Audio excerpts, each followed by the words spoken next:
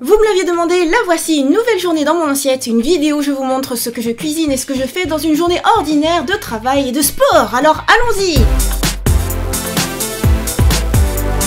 On commence bien sûr par le petit déjeuner, le repas le plus important de la journée. Ceux qui me suivent depuis mes premiers What I Eat in a Day savent que mon petit déjeuner préféré, c'est un porridge de flocons d'avoine, banane, des noix pour les bons oméga 3.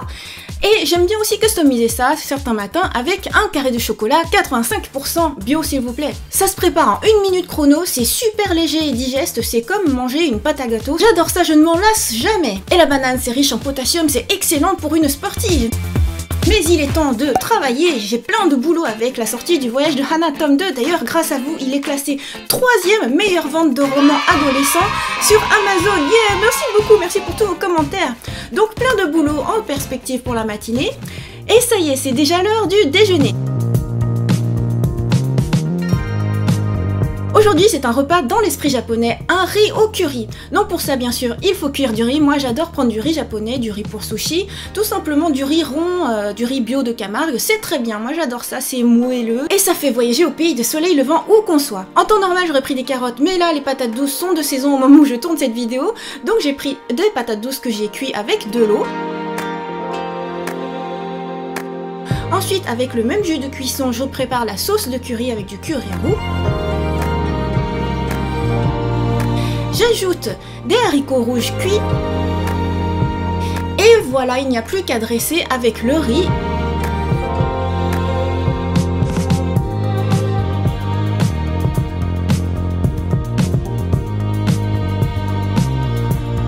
Et des petits poivrons crus.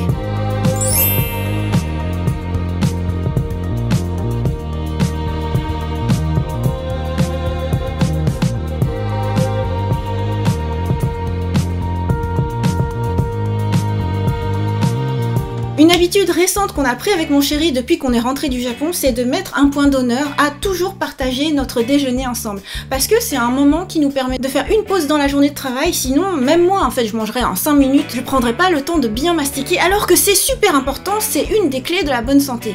Et surtout ça nous permet de passer des moments de qualité ensemble, je vous recommande de vraiment profiter de chaque moment de repas avec vos proches. Un repas sans gluten grâce au riz bien sûr et riche en protéines, c'est idéal pour continuer la journée, pour se faire les muscles parce qu'on va aller faire du sport. Vous le savez depuis ma vidéo transformation de sédentaire à fitness freak, je fais des grosses séances de sport maintenant avec de la muscu et du cardio. En l'occurrence aujourd'hui c'est du body pump, du step et de la zumba. C'est important du coup de donner des bons nutriments à son corps pour récupérer, pour réparer les fibres musculaires qu'on a choquées. Pour ça je donne un petit coup de pouce à mon corps avec des BCAA, des acides aminés qui aident à récupérer et accessoirement c'est riche en protéines. Ça ressemble tout simplement à un diable aux fraises.